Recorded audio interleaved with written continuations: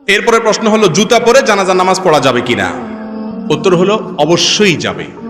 আমাদের দেশে জানাজা নামাজে দাঁড়াইলে সবাই গণহারে জুতা খুলে সামনে রাখে, ঠিক না?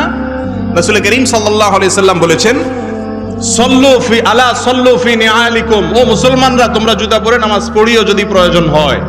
কারণ ইহুদিরা জুতা পরে নামাজ পড়ে না, জুতা খুলে নামাজ পড়াটাকে জরুরি মনে করে।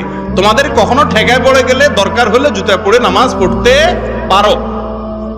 জানাজা নামাজ তো বাহিরে পড়া সুন্নত, মসজিদে না। তো বাহিরে নামাজ হলে জুতা পরেই নামাজ পড়ার কথা। তবে হ্যাঁ, জুতার নিচে যদি নাপাক থাকে, আপনি একটু তলা দেখলেন, নাপাক আছে দেখলেন, তাহলে জুতা খুলে রেখে আপনি নামাজ পড়েন, বা খুলে তার উপরে নামাজ পড়েন, নামাজ হয়ে যাবে। কিন্তু যদি দেখেন যে না, নাপাকের কোনো আলামত নাই, মাটি কাদা তো থাকবে, এটা তো আর নাপাক না। মাটি কি নাপাক? অতএব মাটি ধুলাবালি থাকলে ওইটা নিয়ে নামাজ পড়া যাবে। নাপাক দেখলে সেটা শুধু খুলে রাখবেন। আর আজকাল নাপাক কোথায়? আগে তো যেখানে সেখানে পায়খানা করতো মানুষ, এখন তো আলহামদুলিল্লাহ সব পাকা পায়খানা, যার কারণে যেখানে সেখানে তো নাপাক থাকেও না। যদি থাকেও, পরবর্তীতে জুতা কত জায়গা দিয়ে হাঁটতে হাঁটতে ওইটা মুছে আলামতও শেষ হয়ে যায়। রফিয়া দেন।